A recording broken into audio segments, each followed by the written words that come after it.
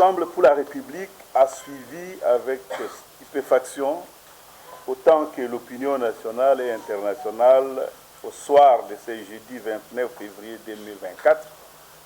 la conclusion des enquêtes du parquet général près la Cour de cassation sur l'assassinat de notre regretté frère,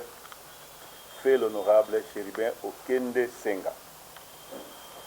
L'on se rappelle qu'au début de la procédure d'enquête, en date de 13 et 19 juillet 2023, le procureur général près la Cour de cassation, M. Firmin Vonde Mambou, avait fait des communications de presse aussi précoces que surprenantes qui tentaient d'orienter l'opinion dans le sens voulu par lui, affirmant déjà que l'honorable Chérubin Okende était tué par une balle tirée par l'arme de son garde de corps retrouvé dans sa voiture, en tentant d'incriminer d'emblée des personnes de l'entourage de la victime. Aujourd'hui, il se permet d'affirmer sans froid aux yeux, après plus d'un semestre d'opacité, dénoncé souvent par la famille de la victime, qu'il s'agit plutôt d'un suicide. Quel cynisme! Ensemble pour la République réfute ces élucubrations et rejette ces conclusions qui sont totalement déconnectées de la vérité. Ce genre de comportement au sommet de l'appareil judiciaire confirme que notre justice, gangrénée par l'incompétence, la corruption et l'immoralité de nombreux de ses animateurs, est plus que malade, comme le rappelle souvent le président de la République, Félix Tshisekedi lui-même. Ensemble pour la République rappelle que le refus de rendre disponible et public les rapports de l'autopsie pendant plus de 7 mois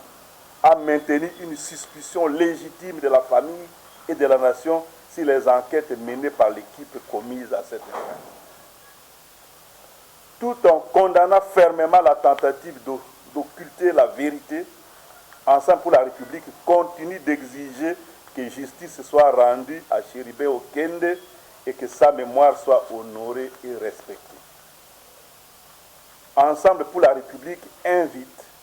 tous les amis de la République démocratique du Congo et les organisations de défense des droits humains à rassembler leurs efforts afin d'exiger que les experts internationaux rendent publics leurs rapports, vu que la procédure au niveau de la justice de notre pays est à son terme. Ensemble pour la République appelle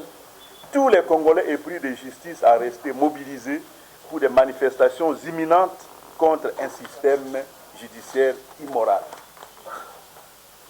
Ensemble pour la République encourage les avocats qui accompagnent la famille Okende à obtenir la levée copie du dossier afin de permettre que se poursuive la quête de la vérité, notamment par recours à d'autres expertises indépendantes et à des instances judiciaires internationales. Ensemble pour la République sollicite enfin instamment que les différents barreaux auxquels appartiennent les avocats de la famille Okende puissent leur accorder l'autorisation de s'exprimer afin de rencontrer les hasardeuses conclusions d'une enquête montée pour désorienter l'opinion et couvrir les meurtriers. Fait à Kinshasa le 1er mars 2024, Ensemble pour la République